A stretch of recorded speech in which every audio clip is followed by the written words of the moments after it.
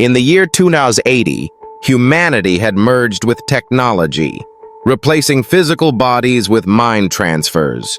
People no longer died. Instead, they continued to exist as digital entities. And now, Apple was making the biggest announcement in its history. Steve Jobs is coming back. But how?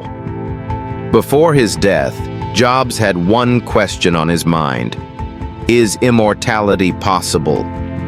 He believed that the human mind could be fully converted into a digital database.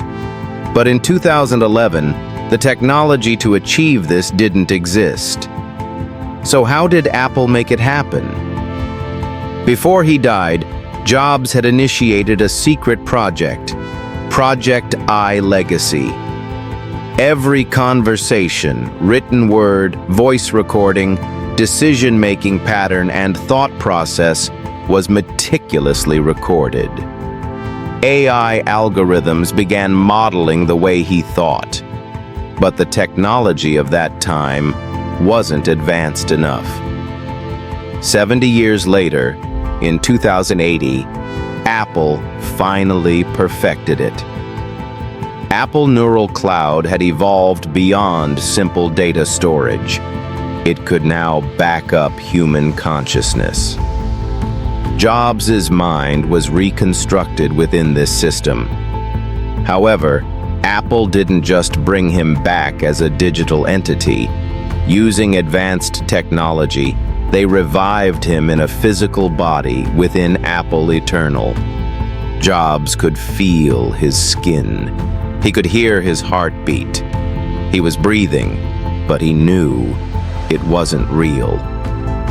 As he observed the world around him, he was stunned. Apple was no longer just a tech company. People abandoned their physical bodies to upload themselves into Apple Cloud, achieving digital immortality. Apple had designed a flawless virtual reality for these minds. Apple Eternal, a world more perfect than reality itself, free of mistakes and imperfections. At first, Jobs was fascinated by this new world. But soon, he noticed something unsettling. The digital minds living in Apple Eternal had completely lost their connection to reality. They no longer had individual free will. No one even considered leaving the system, because neural sync prevented them from questioning anything outside of it. Apple had already chosen what was best for everyone. Apple had also developed neural sync chips for those who remained in the physical world. These chips connected directly to human consciousness. Users with these chips no longer experienced stress, anxiety, or sadness. The chip suppressed all negative emotions and only allowed ideal thoughts to remain active. Diseases were detected in advance, and the system dictated what people should eat and what supplements they needed.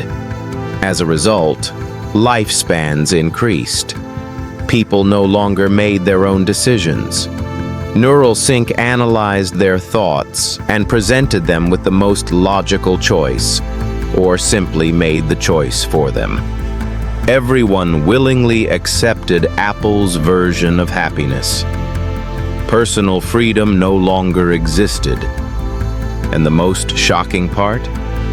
No one was unhappy about it. Jobs began questioning whether this world was truly good for humanity. But why? No one else in Apple Eternal ever questioned anything. They didn't doubt. They simply lived the reality given to them. But Jobs, he was different. Was this a glitch? Or had Apple intended for him to be different? Apple's new CEO studied him with a cold expression. "You're thinking, aren't you?" Jobs felt something echo in his mind. Was this response even his own? "Yes, I'm thinking." The CEO smirked slightly, taking a step closer, his gaze scanning Jobs.